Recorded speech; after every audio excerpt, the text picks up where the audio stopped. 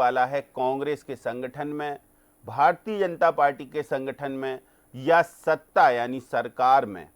निश्चित तौर से जब यहाँ पर केंद्रीय गृह मंत्री अमित शाह आए थे तो उन्होंने कम वोट परसेंट को लेके हिदायत दी थी कि जिन मंत्रियों के क्षेत्र में वोट ऑफ परसेंटेज कम होगा उनको बदल दिया जाएगा। हालांकि ये जो बात है वो बात लोग कह रहे हैं कि आक्रामक अंदाज है अमित शाह का, इसलिए वो बोले थे। लेकिन यदि अमित शाह सही बोले थे तो फिर किन मंत्रियों पर गाज गिरेगी? दूसरा पहलू, कांग्रेस के संगठन में क्या बदलाव होगा? लंबे समय से कांग्रेस के संगठन में विस्तार की दरकार है। जीतू पटवारी जब से प्रदेश अध्यक्ष बने हैं तब से लेकर अभी तक यही कयास लगाए जाते रहे हैं कि अब कोई बदलाव होगा, अब कोई विस्तार होगा, अब पदाधिकारी बनेंगे, क्योंकि जो प्रदेश कार्यकारिणी है कांग्रेस की वो दिसंबर माह से भंग पड़ी हुई है। इसके अलावा भारतीय जनता पार्टी के संगठन को लेकर भी अटकलों का दौर जारी है। भारतीय जनता पार्टी में सबसे अहम बात यह है कि प्रदेश अध्यक्ष जो बीडी शर्मा हैं उनका कार्यकाल लगभग पूरा हो गया है, तो अब प्रदेश अध्यक्ष के बदलाव की बात चल रही है। प्रदेश संगठन अपने उन कार्यकर्ताओं की या और नेताओं की सूची भी मंगा रहा है जिन्होंने लोकसभा के चुनाव में पार्टी के लिए तन मन धन से काम किया या फिर पार्टी के लिए बिल्कुल काम नहीं किया। इसको कैटेगरी बाय जो है विभाजित किया गया है और इस पर लेकर संगठन गंभीर चिंतन मंथन में। दूसरा पहलू या तीसरा पहलू हम इसको ये कह सकते हैं कि जो पार्टी का शीर्ष नेतृत्व है वो भी लगातार सर्वे करा रहा है, मॉनिटरिंग करा रहा है कि किन बड़े नेताओं ने जिनके टिकट काटे गए थे उन पर भी फोकस है। तो ऐसा पूरा ये सिनेरियो है कि किस पर क्या इफेक्ट पड़ेगा इसका, जो चुनाव परिणाम आएंगे या जो लोकसभा के 4 जून को नतीजे आने वाले हैं। देश की सरकार तो बनेगी ही, देश की सरकार बनने के साथ साथ मध्य प्रदेश पर इसका क्या इम्पैक्ट और इफेक्ट होगा, इस पर आज बात होगी।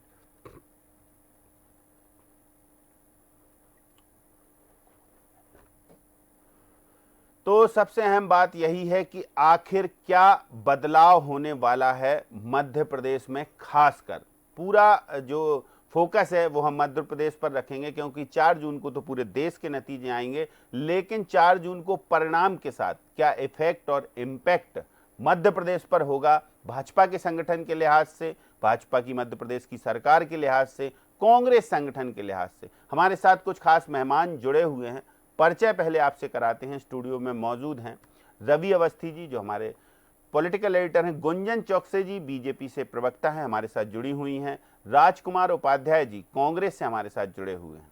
जी गुंजन जी, सबसे पहले आपसे ही एक प्रतिक्रिया लेते हैं पहली कि देखिए 4 जून को नतीजे आने वाले हैं, संगठन में लगभग बदलाव की बात चल रही है, भाजपा के ये रूटीन प्रक्रिया का हिस्सा है हालांकि, लेकिन संगठन सर्वे भी करा रहा है इस बात का कि किन्ने लोकसभा चुनाव में ठीक काम किया है और किन्होंने काम नहीं किया है। ये केवल मध्य प्रदेश संगठन की बात नहीं, शीर्ष नेतृत्व भी अपने हिसाब से अपनी एजेंसियों से ये सर्वे करा रहा है। तो क्या कुछ बदलाव की उम्मीद मानी जाएगी? देखिए, सर्वप्रथम भारतीय जनता पार्टी का एक मूल मंत्र है सबका साथ सबका विकास, सबका विश्वास सबका प्रयास, और वो इसी मूल मंत्र के आधार पर सबके विकास और सबके साथ ही चलने वाली पार्टी है। ये लोकतंत्र की भारत देश की सबसे मजबूत पार्टी कहलाती है। उसके पीछे कारण है क्योंकि यहाँ सामूहिकता का परचम किसी पार्टी ने लहराया है हमारे देश में, तो भारतीय जनता पार्टी ने लहराया है। यहाँ पर मुद्दा एक ही है और विजन एक ही है, और वो विजन है राष्ट्र हित, वो विजन है जनता का हित, वो विजन है राम राज्य, वो विजन है कि पूरे भारत के हर क्षेत्र हर व्यक्ति का विकास होना। यहाँ कोई भी सत्ता या लोभ के लिए नहीं है, यहाँ कार्यकर्ता के भाव से सभी को अपने दायित्व निर्वहन करने के लिए दिए जाते हैं। वो अपने दायित्वों का पूरी सेवा भाव पूरी ईमानदारी से पूरा करते हैं, चाहे एक बूथ का कार्यकर्ता हो या वरिष्ठ मंत्री, सबके लिए एक ही समानता का सम्मान है, प्यार है, जगह है और दायित्व है, और सभी उसको पूरा करते हैं। ये कांग्रेस की तरह चीड़ फाड़ वाली पार्टी नहीं है जहाँ पे कुर्सी और सत्ता के लिए एक दूसरे का, जिस तरह कहते हैं, गला काटने का काम अगर कोई कर रही है पार्टी तो वो कांग्रेस कर रही है। वहाँ कार्यकर्ता बचा नहीं है उस पार्टी में, नेता बचा नहीं है उस पार्टी का, नीति कभी थी नहीं, नियत कभी उनकी थी नहीं। ये वहाँ ये हश होता है। यहाँ पर ये संगठित पार्टी है, सभी ने काम किए हैं, सभी ने अच्छा काम किया, अपने दायित्व को निभाया है। तो उस हिसाब से अब पद के लालच में कोई भी कार्यकर्ता काम नहीं कर रहा है। ये वो पार्टी है जहाँ पे तीसरी पंक्ति में बैठे हुए कार्यकर्ता को मुख्यमंत्री का दर्जा दिया जाता है। ये वो पार्टी है जहाँ पे एक गरीब घर से आए हुए कार्यकर्ता को प्रधानमंत्री का दर्जा दिया जाता है। ये वो पार्टी है जहाँ पे एक आदिवासी महिला को संविधान के सर्वोच्च पद पर प्रेसिडेंट के तौर पर बैठाया जाता है। ये वो पार्टी संगठित पार्टी है जहाँ पे सिर्फ दायित्व पूरा करना होता है और पद की लालसा में कोई भी कार्यकर्ता काम नहीं कर रहा है। लेकिन देखिए गुंजन जी, एक बात और है कि चूंकि बीडी शर्मा जी का कार्यकाल पूरा हो रहा है, वो लोकसभा चुनाव भी दूसरी बार लड़ रहे हैं, केंद्र में उनकी नई भूमिका भी तय हो सकती, तो ऐसे में कुछ चेंजेज, पार्टी में बदलाव की बात। देखिए, ये जिस तरह मैंने कहा, यहाँ पे सामूहिकता से सारे निर्णय लिए जाते हैं, रीति नीति के तहत विचार विमर्श करके निर्णय लिए जाते हैं। यहाँ पे कांग्रेस की तरह नहीं है कि सिर्फ दिल्ली से ठीक बात है, ले लिया और बस उस पे काम हो गया। ये व्यक्ति विशेष तो नहीं, जो प्रक्रिया होगी, कुल मिलाकर आपका कहना ये है है कि जो प्रक्रिया होगी उस प्रक्रिया के तहत सभी निर्णय लिए जाएंगे, सभी निर्णय लिए जाएंगे, तो जनता के समक्ष होंगे। पर इतना हम एक आश्वासन दे रहे हैं कि जिस पद पे जिस भी वरिष्ठ नेता का या कार्यकर्ता का नाम आता है, उसका एक ही फर्ज है और वो उसी फर्ज को निभा रहा होता है, वो है जनता की सेवा। चलिए, राजकुमार उपाध्याय जी भी हमारे साथ जुड़े हैं। राजकुमार जी, देखिए बदलाव की बात तो हो रही है, जून माह में बहुत सारे बदलाव और चेंजेज होने को हैं। जीतू पटवारी इस बात के संकेत दे चुके हैं, तो संगठन के साथ साथ कार्यालय में भी बदलाव हो रहा है, तो कुछ नया चेंज आएगा लोकसभा चुनाव के परिणाम के बाद? बिल्कुल, लोकसभा चुनाव के बाद प्रदेश कांग्रेस अध्यक्ष जीतू पटवारी जी ने इसके पहले पत्रकार वार्ता के माध्यम से और संगठन की जो अलग बैठक एक अनौपचारिक हुई है, उसमें उन्होंने निर्देश दिए हैं कि बहुत जल्दी 4 जून के बाद कांग्रेस संगठन में सक्रियता और जो उन्होंने पैमाना है कि कितने लोगों ने क्या क्या कार्य किया, उसके हिसाब से उनको अलग अलग जगह दायित्व दिए गए। बदलाव की बात हो रही है, कार्यालय भी अब पता चल रहा है कि एक गेट जहां था वो दूसरा गेट होगा, भीतर भी कुछ उसके बदला जाएगा, उसके आजू बाजू भी कुछ चेंजेस नजर आएंगे। तो कार्यालय से लेके संगठन तक पूरा रिफॉर्मेशन होगा क्या कांग्रेस का?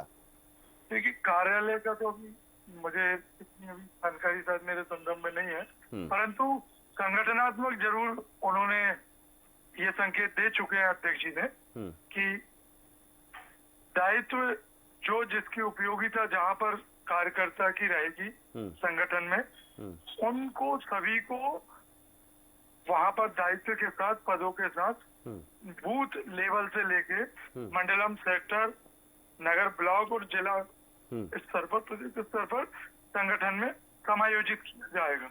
अच्छा, कुल मिलाकर संगठन में बड़े लंबे समय से कार्यकारिणी पड़ी है भंग आपकी प्रदेश की, और अब जब मौका मिला है लोकसभा चुनाव के बाद, तो शायद जीतू पटवारी इस ओर देखेंगे, ऐसा? बिल्कुल, अभी उन्होंने वैसे भी फिर भी संगठन में एक मीडिया विभाग का गठन जो सबसे पहले उपयोगी था कि इस लोकसभा चुनाव के पहले मीडिया विभाग का पुनर्गठन उन्होंने कर दिया था और उनको दायित्व भी दे दिया गया था कि आपको कहाँ कहाँ का प्रभाव है इस संबंध में। तो वो तो कार्यरत थी पूरी टीम। उसके साथ ही उन्होंने एक संगठन के लोकसभा चुनाव में भी प्रभारी, सह प्रभारी के हिसाब से सभी को नियुक्ति वो तो एक चुनाव की प्रक्रिया होती है, उस प्रक्रिया में तो सभी को शामिल होना पड़ता है, सभी को जिम्मेदारियां देनी पड़ती हैं। गुंजन चौकसे जी कह रही हैं हमारी पार्टी में तो जो नियम से और जो रीति नीति है उसी हिसाब से चेंजेज होंगे, कांग्रेस पार्टी में तो ऐसा नहीं होता, वहां तो जो हाईकमान थोप देता वही होता। तो ऐसा होना है कि मूल्यांकन काम के आधार पर होना है? बिल्कुल, मैंने सबसे पहले ही आपसे बोला कि कार्य के आधार और व्यक्ति की उपयोगिता की, कौन किस पद के लिए उपयुक्त है, कौन समय दे रहा है कांग्रेस के लिए, कौन संगठन में कार्य करना चाहता है और किस पद पे किसका दायित्व, ये सब उपयोगिता देखने के बाद ही उनको दायित्व दिया जाएगा। चलिए, आप बने रहिए हमारे साथ, अभी वापस लौटेंगे आपके पास राजकुमार जी, और रवि अवस्थी जी हमारे साथ जुड़े हुए हैं। तो रवि जी देखिए, गुंजन चौकसे जी ने तो कहा है कि ठीक है, जो प्रक्रिया होगी उससे तो गुजरेगी पार्टी, इसमें तो कोई संदेह ही नहीं है, लेकिन जो योग्य, जो जिस पद के लिए जो व्यक्ति योग्य होगा उसको वो जिम्मेदारी दी जाएगी, लेकिन सेवा भाव ही हमारा एक मिशन है और उसी मिशन के तहत हम काम करते हैं। लेकिन अब आपसे सवाल ये कि जून माह कितना महत्वपूर्ण है सत्ता के लिए, संगठन के लिए भाजपा के, या फिर संगठन के लिए कांग्रेस के?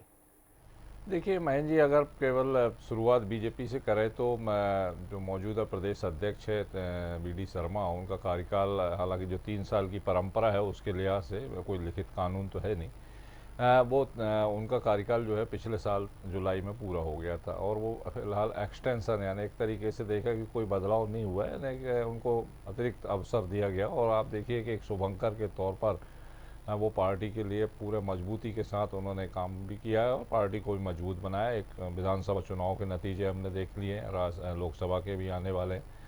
तो मैं अगर स्वाभाविक तौर पर अगर अध्यक्ष बदलता है तो फिर टीम भी बदलेगी, क्योंकि नया अध्यक्ष नए हिसाब से अपनी टीम बनाएगा। तो ये तो एक परिपाटी है, उसमें कोई नई बात नहीं है।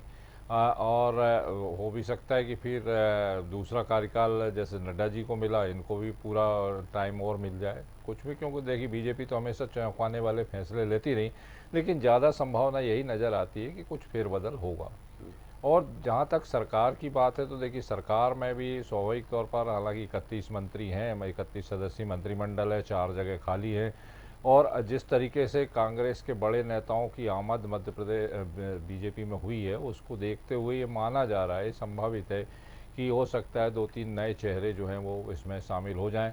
और ये भी संभव है कि जो पुराने जिनका परफॉर्मेंस ठीक नहीं रहा पिछले 6 महीने के दरमियान, या किन्हीं कारणों से वो विवादों में घिरे, उन पर भी विचार हो सकता है कि हो सकता है उनको रिप्लेस करके कोई दूसरों को मौका दिया जाए, क्योंकि केंद्रीय गृह मंत्री अमित शाह, हालांकि चुनाव का जो वोटिंग है वो एक आधार हो सकती है, लेकिन इसके अलावा भी बहुत सारी चीज़ें हैं जो परफॉर्मेंस को देखेंगे, क्योंकि 4.5 साल का वक्त है और अब पार्टी को और मजबूती के साथ मध्य प्रदेश में काम करना पड़ेगा। जहाँ तक कांग्रेस की बात है तो जो कांग्रेस प्रदेश अध्यक्ष हैं जीतू पटवारी, वो तो 2 दिन पहले कह ही चुके हैं। उन्होंने कहा है कि हम अपनी कमजोरी दूर करेंगे, और निश्चित तौर पर जो संकेत दिए वो यही है कि नई टीम जल्दी बन जाएगी, क्योंकि देखिए आपने भी जैसा बताया कि दिसंबर से एक लंबा इंतजार हो गया, पूरा चुनाव ही निकल गया है ना बिना टीम के। ये भी अपने आप में एक बड़ी आश्चर्यजनक बात है कि बिना टीम के पूरा चुनाव हो गया।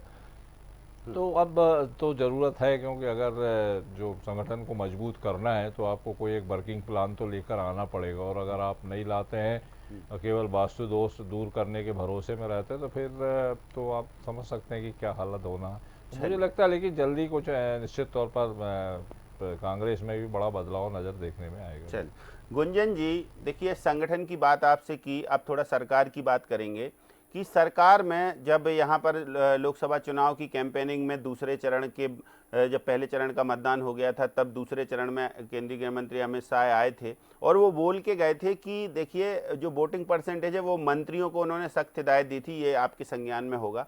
तो क्या लगता है कि कुछ फेरबदल की गुंजाइश है, जहां जहां वोट ऑफ परसेंटेज कम हुए हैं उसका मूल्यांकन हो रहा है क्या? तो सरकार में भी कुछ बदलाव और 4 पद खाली हैं जैसा बताया अभी रवि अवस्थी जी ने, तो इस लिहाज से भी देखिए, जिस तरह मैंने पहले बात बताई कि पहले तो मैं जो कांग्रेस प्रवक्ता उनकी बात का खंडन करना चाहूंगी। उन्होंने कहा कि कांग्रेस में जिसने जैसा काम किया है उस हिसाब से उनको सारे आगे की रणनीति के तहत दायित्व देंगे, तो उस हिसाब से तो जीतू पटवारी जी को तो फिर कांग्रेस से हटा ही देना चाहिए कि जिस अध्यक्ष के आते से ही कांग्रेस पूर्ण रूप से बिखर गई हो, विफर गई हो और हाथ के पंजे की 5 उंगलियों की तरह बढ़ गई हो, जिस कांग्रेस का अस्तित्व खतरे में आ गया हो, वजूद मिट गया हो, उस अध्यक्ष को तो फिर अध्यक्ष पद पे रहने का कोई अधिकार ही नहीं है। तो इनकी ये जो बातें हैं ये पूरी निराधार हैं, क्योंकि जिस तरह कांग्रेस के नेताओं ने महिलाओं का अपमान किया, जिस तरह कांग्रेस के नेताओं ने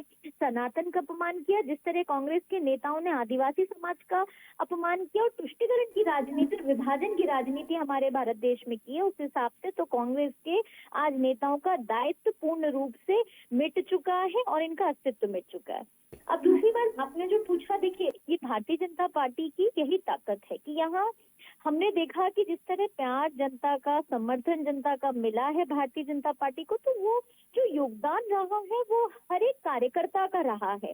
यहाँ पे चाहे बूथ का कार्यकर्ता हो या वरिष्ठ मंत्री, सबने मेहनत की है, सबने जागरूकता फैलाने का काम किया है, सबने जनता को जागरूक किया है और जनता की भरपूर सेवा की है। जो दायित्व है उसको निभाया है। अगर जिसको जो भी दायित्व दिया गया, अगर आज हमें एक कार्यकर्ता होते प्रवक्ता का दायित्व दिया गया तो उसे हमने निभाने की कोशिश की और उसी तरह हर एक कार्यकर्ता ने अपने दायित्व का निर्वहन किया है।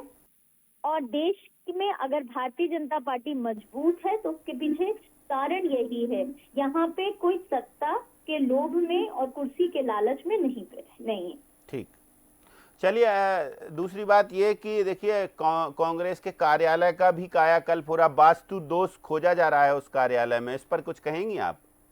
बिल्कुल कहूंगी, क्योंकि दोष इनके वास्तु का नहीं है, विचारधारा का है। इनकी जो महिला विरोधी विचारधारा है पहले ये उसमें सुधार करें। इनकी ये जो सनातन विरोधी विचारधारा है, जहाँ पे ये सनातन को डेंगू मलेरिया कहते हैं, उसमें सुधार करें। ये जिस तरह आदिवासियों का अपमान करते हैं ये उसका सुधार करें। जिस तरह महिलाओं का ये टंच और आइटम और रस जैसी चीजें ढूंढने की कोशिश करते हैं, ये पहले उसमें सुधार करें। वास्तु दोष को अगर सुधारना ही है तो सिर्फ एक दरवाजे 2 दरवाजे बंद करके इनका वास्तु दोष नहीं सुधरेगा। पूरे दफ्तर पर जब ये ताला डालेंगे तब इनका वास्तु दोष सुधरेगा। बताइए राजकुमार जी, देखिए गुंजन चौक से जी काफी आक्रामक हैं और कह रही हैं कि वास्तु दोष से कुछ नहीं होना, दोष तो जो है कार्यकर्ताओं का मनोबल बढ़ाना है, वो नहीं बढ़ा पाए और जीतू पटवारी जी को तो हटा ही देना चाहिए। वो कह रही हैं यदि कार्यकर्ताओं के मूल्यांकन के आधार पर परिवर्तन होना है कांग्रेस में तो। बिल्कुल, भारतीय जनता पार्टी के नेता देश में राहुल गांधी और मध्य प्रदेश में जीतू पटवारी जी से बह खा रहा है, क्योंकि उन्हें मालूम है ना ये डरते हैं, ना बिकते हैं, ना भय खाते हैं, ना इनकी पार्टी में शामिल होते। तो जो व्यक्ति इनसे इस प्रकार की भय मुक्त है तो उससे निश्चित रूप से भारतीय जनता पार्टी के नेता डरते हैं। दूसरा, महिला वाली बात कर रहे हैं तो महिलाओं का कितना सम्मान है वो मणिपुर में देख लिया। बेटियों के लिए पहलवान बेटी है जो गोल्ड मेडल लाके देश का नाम रोशन कर रही थी, वो कितने दिनों तक धरना प्रदर्शन करी वो देखी। प्रज्वला प्रसन्ना का सामने ही प्रकरण अभी ताजा चल रहा है। उसके बाद देश भर में जो हाल और प्रदेश में हो रहा है, हम तो प्रदेश की बात कर रहे हैं कि मुख्यमंत्री महोदय की विधानसभा क्षेत्र, उनके जिले में जो कार्य हो रहा है, जो कुछ से घटनाएं घट रही है, उन पर भी कुछ टिप्पणियां इनको होना चाहिए, क्योंकि हालत खराब है। कांग्रेस बदले किसको नहीं बदले ये कांग्रेस का अपना अंदरूनी मामला है। और दूसरी बात ये कि भारतीय जनता पार्टी का नेता तो दिखाते कुछ है, करते कुछ है और कहते कुछ है। मुख्यमंत्री के रूप में शिवराज सिंह चौहान जी के नेतृत्व में चुनाव लड़ रहे थे और बाद में पर्ची के मुख्यमंत्री ले आए। तो भारतीय जनता पार्टी व्यक्तिवादी रूप से चल रही, हिटलर सही थे।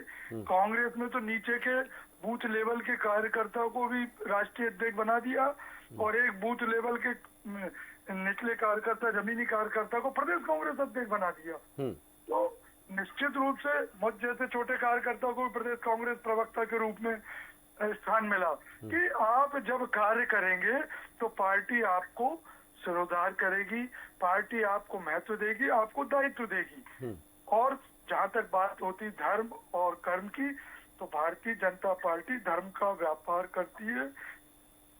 हम पुजारी हैं, ये व्यापारी है। अच्छा। तो धार्मिक बातों की सनातन की भाषा ही पूछेंगे तो सनातन क्या है, तो सनातन पर ही नहीं बोल पाएंगे भारतीय जनता पार्टी के नेता।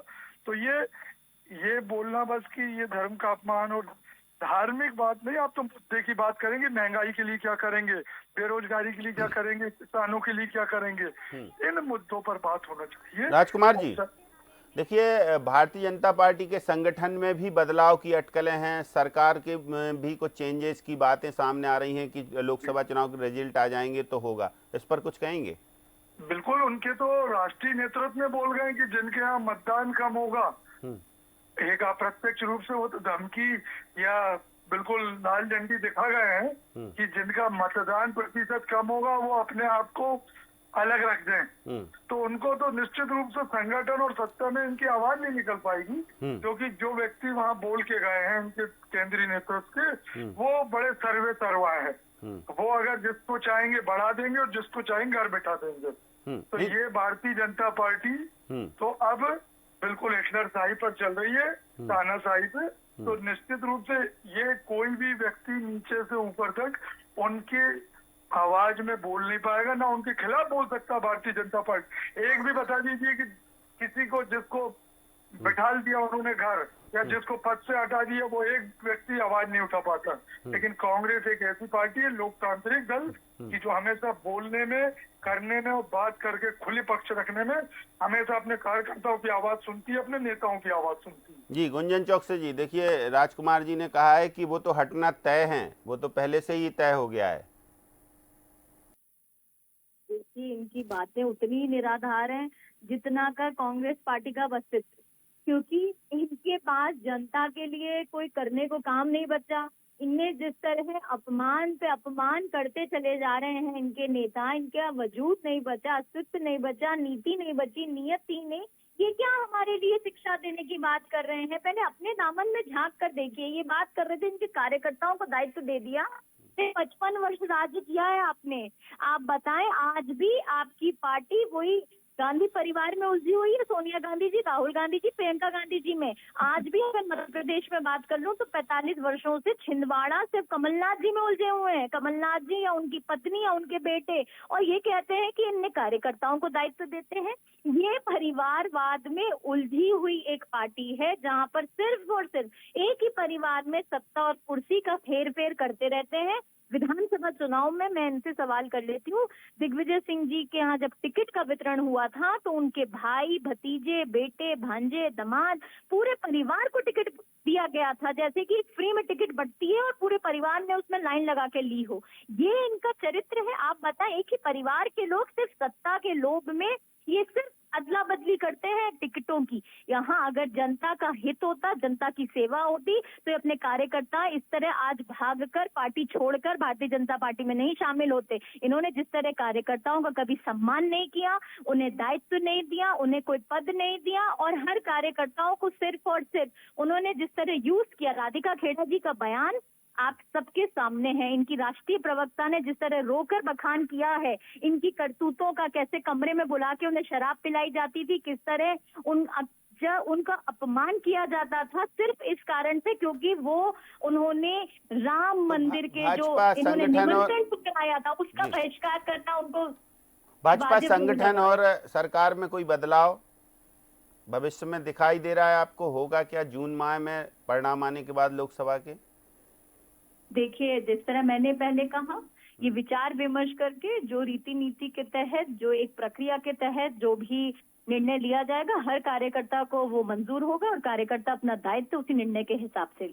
देखिए, रवि अवस्थी जी कितना सधा हुआ गुंजन चौकसे जी बोल रही हैं कि कुछ सब बोल भी रही हैं और कुछ बोल भी नहीं रही हैं, लेकिन राजकुमार जी जरूर कह रहे हैं कि पहले से तय है कि किस किस को हटना है, किसको हटाना है। उनको मतलब भाजपा का पूरा ब्यौरा बता रहे हैं वो, कि जो केंद्रीय नेतृत्व आके बोल गया था तो अब क्या एक्शन होना है। बिल्कुल महेंद्र जी, हालांकि आप हम समझ सकते हैं कि इनकी भी एक सीमा रेखा है और ऐसे मामलों में स्वाभाविक तौर पर वो अपने बारे में अपनी तरफ से तो कुछ बोल नहीं सकते, और गुंजन तो वैसे भी तो स्वाभाविक तौर पर अब जो बदलाव है वो तो खैर संभावित है, और आप हम उस पर कयास ही लगा सकते हैं कि ये निर्णय तो पार्टियों को करना है कि वो जो चुनाव, दो चुनाव हो चुके हैं, लोकसभा हो गया, विधानसभा हो गया, सरकार बन गई मध्य प्रदेश में, तो सरकार बनी है तो मंत्रिमंडल भी 31 सदस्यीय बना है, 4 खाली हैं। अब जो बड़ी संख्या में कांग्रेस के लोगों को आप ले आए तो इनका समायोजन कैसे करेंगे, इस पे भी पार्टी को चिंतन मंथन तो करना पड़ेगा। और रहा सवाल कांग्रेस का, तो कांग्रेस में तो देखिए पूरा एक तरीके से मैं तो ये कहूँगा कि बड़े मैदान काम खाली की है। ज़रूरत है। वहाँ तो बहुत व्यापक पैमाने पर अगर जीतू पटवारी इसमें सफल हो जाते हैं कि सबको एक मंच पर ले आएँ, बड़ी ये बात है। मुझे लगता है कि उनकी सबसे बड़ी सफलता होगी। और देखना है कि अब आगे क्या कैसे काम करते हैं। चलिए, तो गुंजन चौकसे जी, हमारे लिए आपने समय निकाला, बहुत शुक्रिया। राजकुमार जी आपका भी बहुत धन्यवाद। रवि अवस्थी जी आपका भी शुक्रिया। तो सबसे अहम बात यही है कि 4 जून को नतीजों पर सबकी निगाहें हैं। नतीजों के बाद जून माह बड़ा महत्वपूर्ण होगा सियासी नज़रिए से मध्य प्रदेश के, क्योंकि यहाँ बदलाव होगा भाजपा संगठन में, ये चर्चाएं हैं। इसके अलावा कांग्रेस में तो विस्तार होना ही है, जीतू पटवारी साफ संकेत दे चुके हैं। और आगे आगे क्या होता है, क्या सरकार में भी कुछ चेंजेस देखने को मिलेंगे, नए की आमद होगी तो पुराने स्थिर रहेंगे या पुराने भी कोई ना कोई इधर उधर जाएंगे, इस सब पर हमारी नजर रहेंगी, आपको बताते रहेंगे। फिलहाल बिग डिबेट में इतना ही, मुझे दीजिए इजाजत, नमस्कार।